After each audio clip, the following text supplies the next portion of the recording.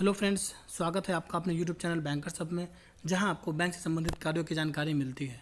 Friends, जब भी आप किसी से उधारी लें अथवा बैंकों से आप लोन लेने जाएं तो ऐसी स्थिति में बैंक से या उस पर्टिकुलर व्यक्ति से जिससे कि आप उधारी मांग रहे हैं कुछ गारंटी या सिक्योरिटी मांगी जाती है। यह सिक्योरिटी पर्सनल भी हो सकती है एवं नॉन पर्सनल भी हो सकती है। फ्रेंड्स, पर्सनल सिक्योरिटी किसी थर्ड पार्टी की गारंटी हुई, यानी कोई व्यक्ति जो आपको जानता हो या बैंक को जानता हो अथवा कोई सरकारी व्यक्ति जो बैंक के लिए लायबल हो, उसकी गारंटी मांगी जाती है। उसी प्रकार नॉन पर्सनल गारंटी जैसे कोई एफडी हो गया, कोई स्टॉक हो गया, कोई प्रॉपर्टी हो गई, उसे एज अ सिक्योरिटी के रूप में दी जाती है। तब आपको लोन या उधार आसानी से मिल जाता है। फ्रेंड्स, आज हम यही जानने वाले हैं कि जो किसी लोन के लिए कौन सा सिक्योरिटी या गारंटी दिया जाता है एवं उस पर कौन कौन से चार्ज लगाए जाते हैं। फ्रेंड्स, इस फिगर पे आप देख सकते हैं, इस फिगर में नॉन पर्सनल सिक्योरिटी में लियन, प्लेज, मॉर्गेज एवं हाइपोथिकेशन के चार्ज के बारे में बताया गया है। फ्रेंड्स, आज हम बात करने वाले हैं लियन के बारे में। उससे पहले इन चार्जेस के बारे में हम थोड़ी सी जानकारी ले लेते हैं। फ्रेंड्स, बैंकों द्वारा जो सबसे ज़्यादा लोन दिए जाते हैं वह हाउसिंग लोन होता है। इसमें जो हम सिक्योरिटी देते हैं वह हमारी इमूवेबल प्रॉपर्टी होती है, यानी उसे हम कहीं ले जा नहीं सकते हैं, यानी कि हमारी ज़मीन होती है।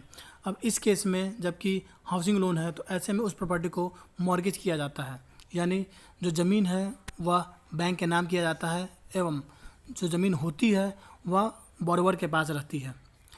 इस केस को मॉर्गेज कहते हैं।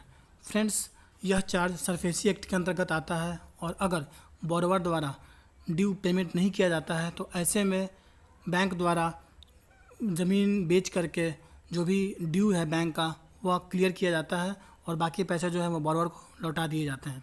इसके बाद है दोस्तों हाइपोथिकेशन।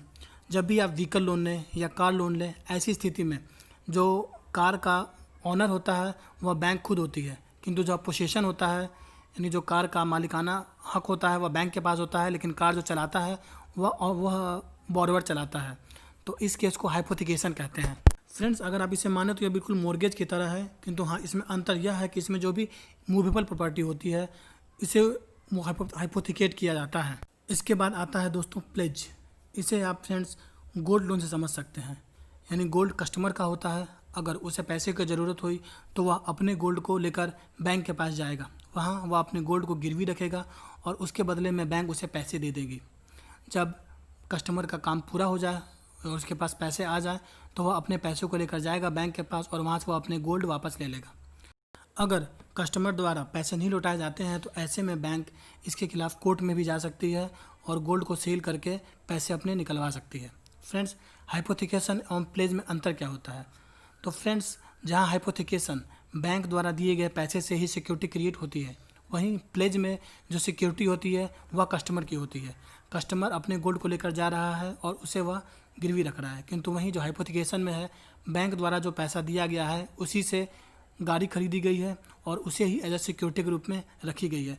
तो यह अंतर है फ्रेंड्स। अब इसके बाद समझते हैं दोस्तों हम लियन। फ्रेंड्स, लियन अक्सर कोलेटरल सिक्योरिटीज़ में लगती है। जैसे आपको ऑटो लोन लेना है, आपने एक 5 लाख की एक एफडी बैंक में रख दी और आपने उसके अगेंस्ट में एक ऑटो लोन ले लिया।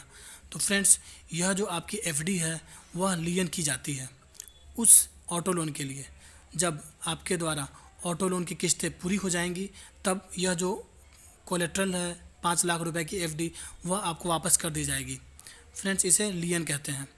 लियन 2 प्रकार के होते हैं, पर्टिकुलर लियन एवं जनरल लियन। फ्रेंड्स, पर्टिकुलर लियन, जब हमने 5 लाख की एफडी बनाई है ऑटो लोन के लिए तो यह पर्टिकुलर लियन हो गया, यानी कि इस एफडी का प्रयोग इसी लोन में होगा। किंतु वहीं अगर हमने एक और लोन ले लिया, यानी एक पर्सनल लोन ले लिया हमने 3 लाख रुपए का, और अगर बैंक द्वारा उस एफडी का प्रयोग आपके ऑटो लोन एवं पर्सनल लोन दोनों में किया जाए तो ऐसे केस में वह जनरल लियन कहलाता है। यानी कि जो हमने कोलेटरल जमा की है 5 लाख रुपए की एफडी, उसे दोनों ही लोन में यूज किया जा रहा है, तो इसे जनरल लियन कहते हैं। इसके बाद समझते हैं दोस्तों लियन और प्लेज के डिफरेंसेस को।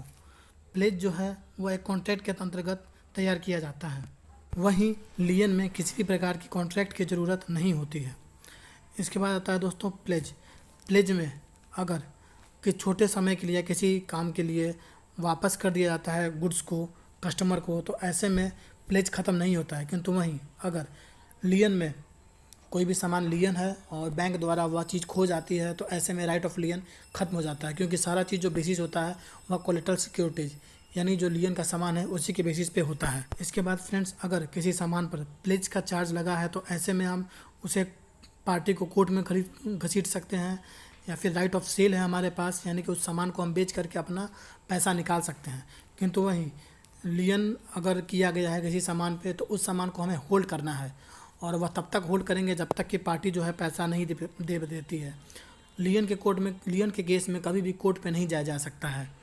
तो यह था दोस्तों प्लेज और लियन के बारे में। फ्रेंड्स, राइट टू लियन के कॉन्सेप्ट को हम एक उदाहरण से समझते हैं कि जैसे दो कस्टमर हैं एक्स एंड वाई। एक्स की एक प्रॉपर्टी है, यानी मान लीजिए कि एक घड़ी है, वह घड़ी ख़राब हो जाती है और उसे बनवाना है। वह वाई के पास जाता है जो कि एक रिपेयर मैन है। वाई ने उस घड़ी को रिपेयर कर दिया और उस घड़ी को बनाने में जो चार्जेस लगे हैं वह 150 रुपये हैं।